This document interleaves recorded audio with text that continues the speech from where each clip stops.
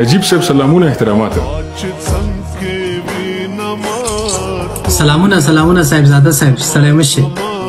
قدرمن اوسه روخانه اوسه ډېر خوشاله خدا دې شریک کړم موږ سره. مننه. نو بس آرام سوی کنه امریکا کې څنګه سراسر ستړیا ختم شوه؟ وسیله پرون راته پته ولګېده چې نوم مې حمزه دی په امریکا کې. بس خوب دې برابر شو. برابر شو.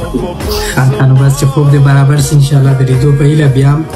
او خدای وکړي چې آرام سي امریکا کې ژوند لږ به بدل وي خو د اروپا او دغه نه انشاءالله هر څه به سم شي. خدای په خیر کړي انشاءالله. حتما نجیب صاحب. نو دغه مې وکتل د ملګرو د ځینې خلکو د بحثونو تورونو د ځینې شیانو نه فکر کوم تاسې ډېر زجر وړئ. زه چې ګورم ما تاسې ورسره ډېر هغه کوئ لکه په منټلي سټرس لاندې ځان ورسره راولئ.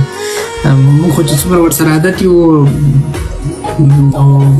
په افرادو باندې چې ډېر بحث نه ځان لرې وساتئ نو ښه به دا وي چې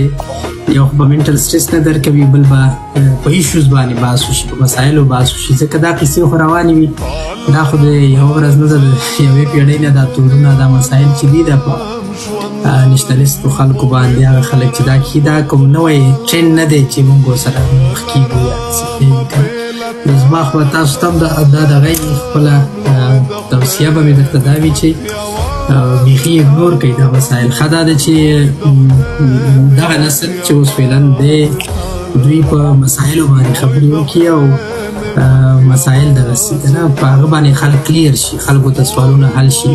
په ځای د دې چې دا ته کافر یې ته مسلمان یې دا مرتد دی دا ملحد دی دا شی چې دی دا انسان د زړونو مالک چې دی هغه خدای پاک دی او د ایمان دپاره دا کفایت کوي چې ته په خوله باندې اقرار وکړي که نه او د زړه د تصدیق مسله چې کله راشي هغه څوک نشي وریفای کولی. په خوله باندې خو د ټولو خلکو دغه کړی دی که نه اقرار باللسان ټولو کړی دی او د زړه نه چې دی د زړه نه خو د دم څوک نشي وریفای کولی. موږ په دې څه پوهېږو دا څوک چې ځان ډېر هغه کوي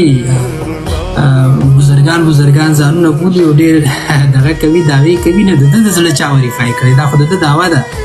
او د بل چا په زړه باندې هم ته دغه ځکه نشي کولی چې د اقرار او باللسان خو ټولو کړی هغه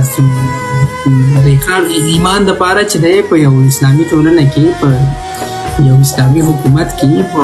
انسانانو ته په ژوندۍ ټولنه کې یوازې اقرار او باللسان کفایت کوي. دا چې مونږ یو بل څوک پیژنو چې څوک مسلمان دی څوک نه دی هغه د ژبې خبره د زړه خبره چې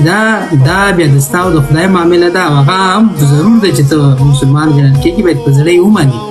خو زړه تا ته پته ده چې تا منلی که دې نه دی منلی بل څوک دا نشي کنفرم کولی بل څوک یې وریفای کولی نشي څنګه چې دا چیک کړي چې دا اوس خبره څنګه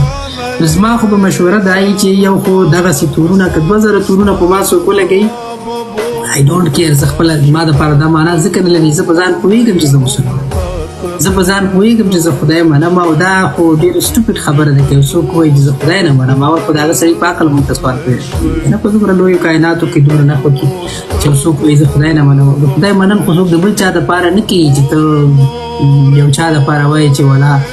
دا خدای ما ستا دپاره منل انسان خو د خپلې ښېګڼې دپاره د خپل روحي تسکین دپاره د خپل ځان د سټیسفای کولو دپاره د یو پروټیکشن اخیستلو دپاره خدای مني ځکه انسان خو که په دغه دنیا کې د دومره مسایلو سره چې ته ژوند کوې یا ته یو انشورنس ونه لرې یو پروټیکشن ونه لرې هغه پروټیکشن تا ته له خدای پرته بل هېڅوک نشي درکولی نو ته خو لیونی کېږي ځکه دا خو 2000 مسلې روانې دي او ته به تا ته به دا پروټیکشن څوک درکوي که تا ته خدای پاک دا پروټیکشن درنه کړي نو انسانان چې دي مجبور دي انسانان د مجبوریت نه علاوه د ده عقل د ده ټول ژوند دغه دا دی چې دی باید خدای ومني که دی خدای نه مني هغه د کوم مشهور ایتیس په اړه باندې ما چې ته لوستي ووایي ده به ټوله ورځ بحثونه په دې کول چې خدای نشته خو به د شپې چې ویده کېده دا د خپل